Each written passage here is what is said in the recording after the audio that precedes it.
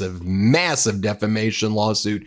And this is part of the Trump regime trying to justify its claims that Mexican cartels have put out $50,000 bounties on the heads of ICE agents, a claim that Mexico's President Claudia Sheinbaum absolutely denies. Sheinbaum says that she was trying to get information from the Trump regime about it. The regime refuses to provide even Sheinbaum with any information. Seems that the Trump regime is just making it up. And I'll give you the data point of one of the things they're doing to make it up.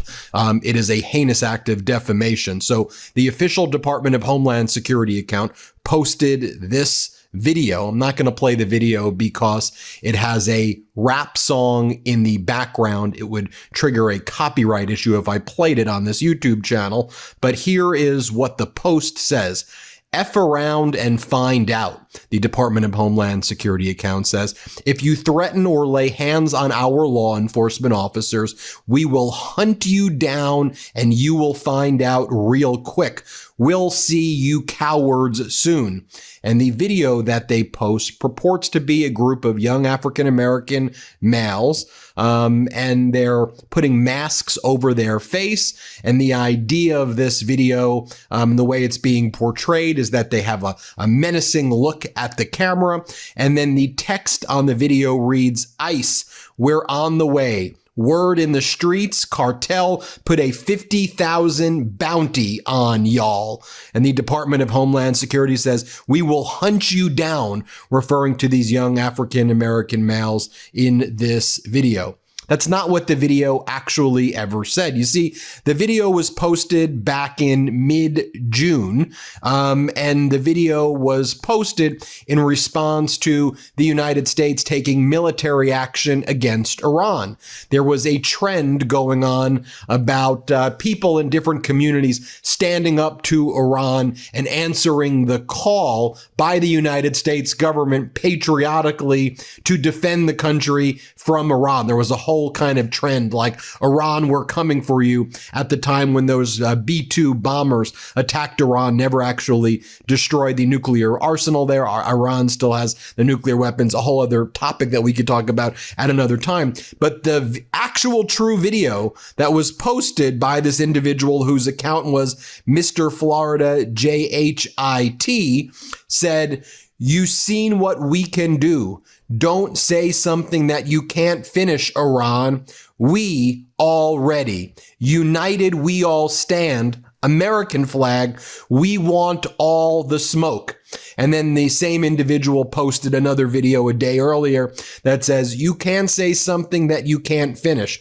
Iran, we're on the way. And it was like a fun TikTok trend that young people were doing.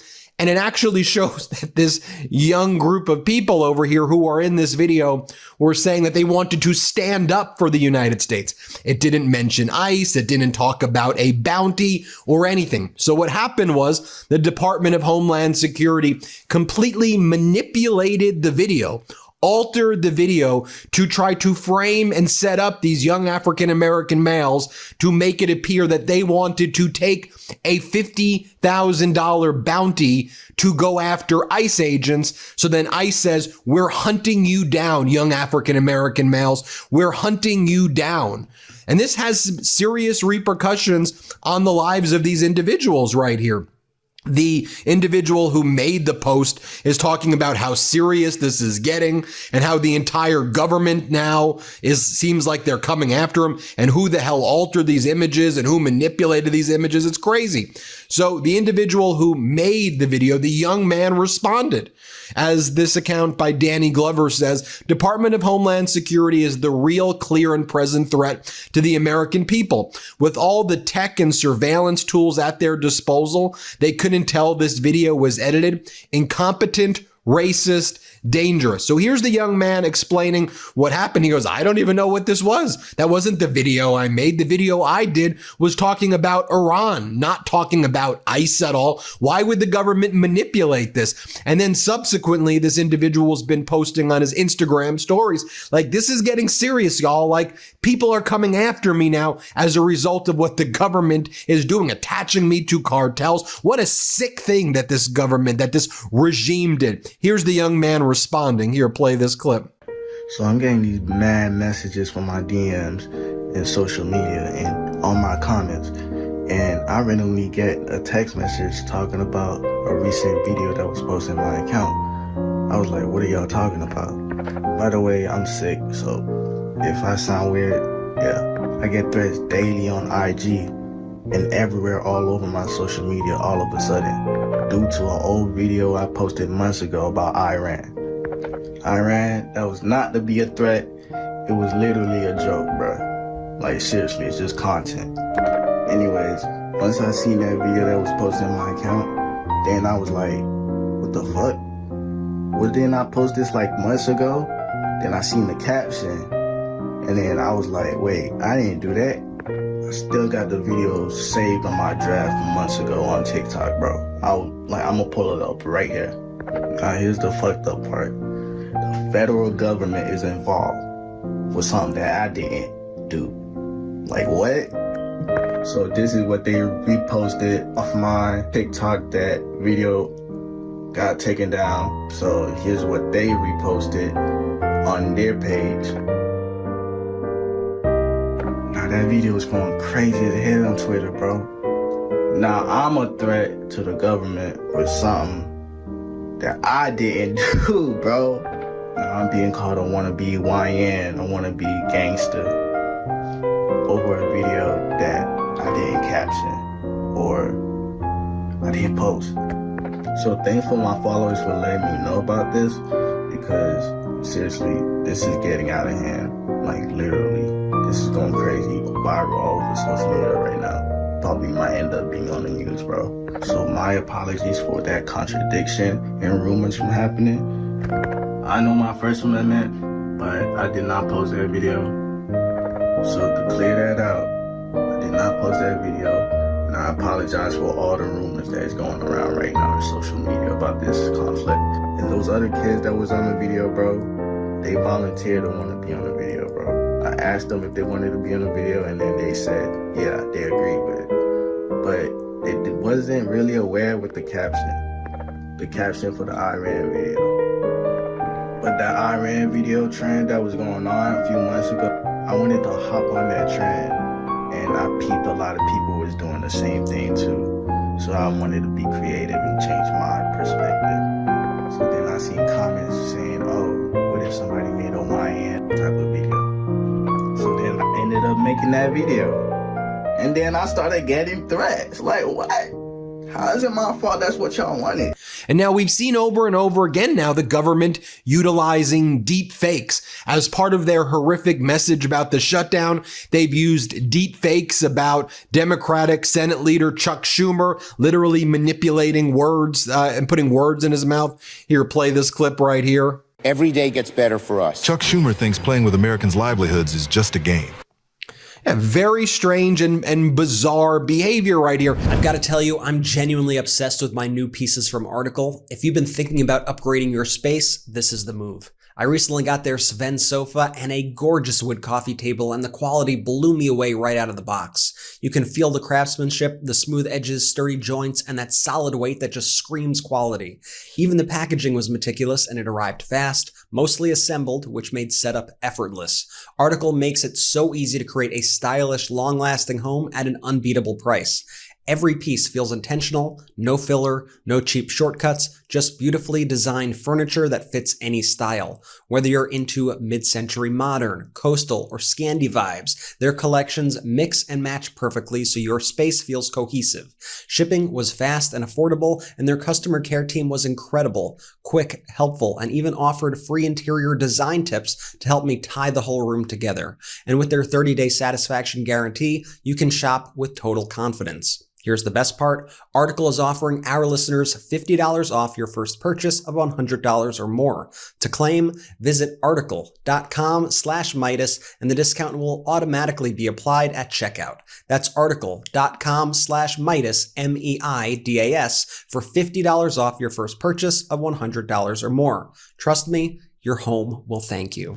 And ultimately, one of the things that this is trying to create a pretext for is Donald Trump's invasions against blue cities. They're trying to create the pretext to invade American cities. I want to give you some other data points. I mentioned at the outset, President Claudia Sheinbaum of Mexico. She's dismissed the U.S. claims of these cartel bounties on immigration officials. She says she has no information about the Trump administration's claim, as experts are also deeply skeptical. President Claudia Sheinbaum said her government has no information regarding claims by the Trump administration that Mexican cartels are offering bounties for U.S. immigration officials. Quote, "We are requesting information, but there is none," Sheinbaum said during her morning press conference. "We learned of this just like you via the Department of Homeland Security's publication." Sheinbaum's comments come after the Department of Homeland Security claim that this is all taking place. The Department of Homeland Security Secretary Kristi Noem doubled down, posting on social media that Trump has been, quote, "so effective in dismantling cartel operations in the U.S. that cartel members in the U.S. are now placing bounties on the heads of our agents. Organized crime experts express skepticism at the claims."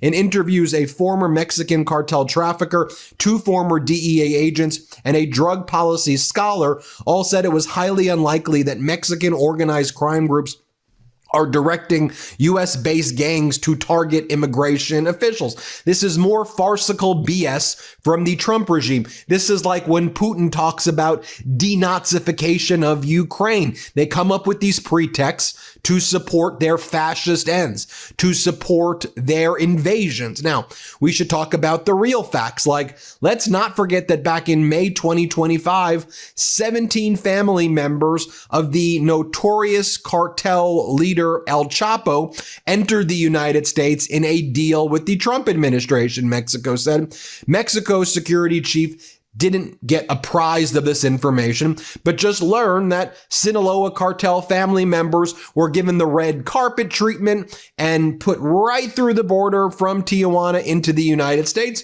El Chapo's ex-wife, Griselda Lopez Perez, her daughters and others right now, they are living in the United States. Like, we were giving sanctuary to cartel family members, apparently. In addition, we've reported on this before. Reuters was the one to first break it. Federal drug prosecutions have fallen to their lowest level in decades as Trump has focused his efforts on raiding Walmarts and farms and Home Depot parking lots and food vendors and factories and construction workers, and has moved people away from actually going after the violent criminals and the drug dealers. Federal drug prosecutions dropped 10% in 2025 as agents focus on non-violent immigrants. High priority drug investigations have stalled. Reuters reviewed nearly 2 million federal court records and found about 10% fewer people have been prosecuted for drug violations. This is the slowest rate since the early 1990s. And money laundering charges have dropped precipitously as well. And we're seeing the reprioritization on the non-violent individuals right there. Now, other data points that we need to discuss as well. While all of this is taking place, we learned yesterday that Kristi Noem has just spent $172 million of our taxpayer money on 2 private Gulfstream jets, top of the line private jets, so that she and Corey Lewandowski, whatever that relationship is, can travel the country on the taxpayer dime. 172 during the government shutdown. Let's put this in perspective, folks.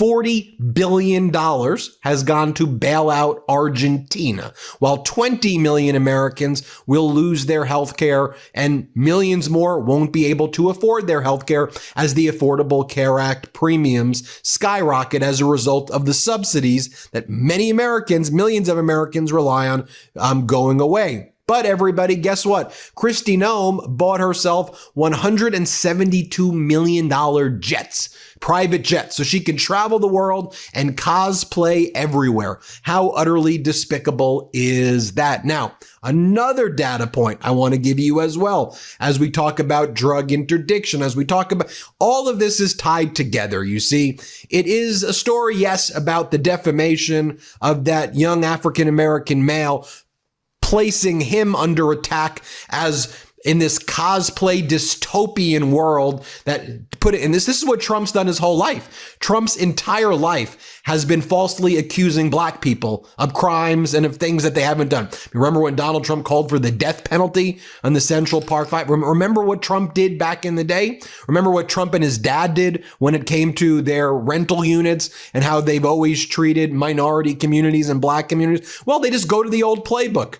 Apparently, this group of young black males who was actually being patriotic, perhaps too patriotic, saying, let's help with Iran, they've been labeled as receiving money from ICE, and the government says, we're going to hunt you down? How horrific. Now, at the same time that's happening, the Trump administration announced yesterday, the Trump regime rather announced yesterday that it will be repatriating 2 survivors of a deadly U.S. strike on suspected drug runners in the Caribbean Sea rather than prosecute or hold them in military detention. Donald Trump then confirmed that they would be sent back to Ecuador and Colombia. They weren't even from Venezuela. So I'm trying to understand this. Trump said that these are narco terrorists is the label. 2 of them survived. 25 have died in Trump blowing up these shipping boats over and over again, which are war crimes. Let's not mince words. War crimes. Hegseth, war criminal. Trump,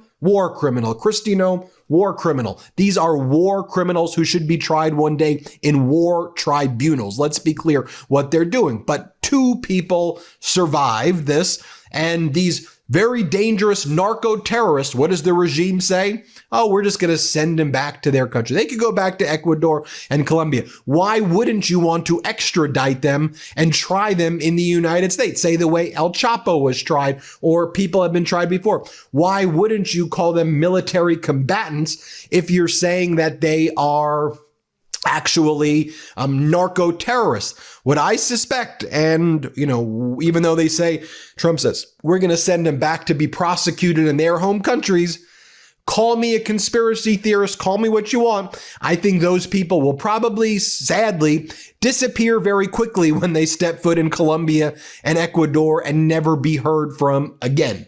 That's what my prediction is, what happens to them, that they wind up, let me not mince words, it's my prediction, it's my opinion, that they'll just wind up dead, no one will know who they are, they'll head there and then there'll be a bounty on their head, and that'll be the end of it, because Trump doesn't want them telling their story. He doesn't want them saying what went down, because if they told their story, more of these war crimes would be exposed. So let's find out who those individuals are.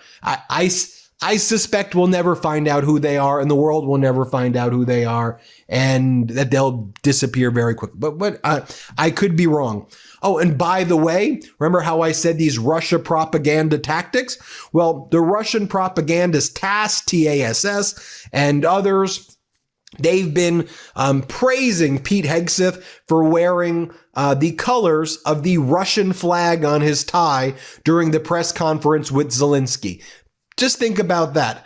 Hegseth wore a tie that had the colors of Russia's flag on it when he met with Zelensky. Don't give me, the red, white, and blue. No, it's the Russian flag that he was wearing. Anyway, we'll tie this all together. We'll keep you posted every step of the way. Hit subscribe. Let's get to 6 million. Thank you for watching. Thanks for watching. Be sure to add the Midas Touch